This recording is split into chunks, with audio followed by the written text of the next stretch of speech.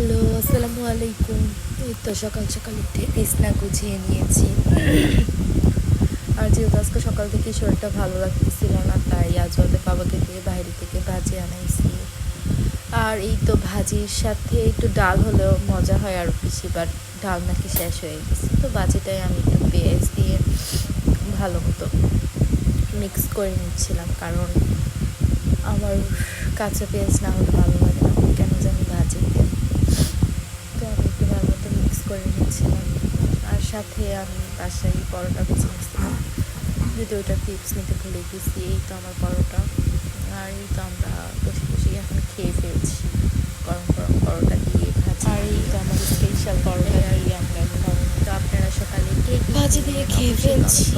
আর অনেকেই বলেন আমরা কেন নিচে বসে খাই, এর একমাত্র কারণ হচ্ছে সুস্থ আজ হয়ে এত যায়, চেয়ারে বসতে চায় না, তাই আল্লাহ হাফেজ।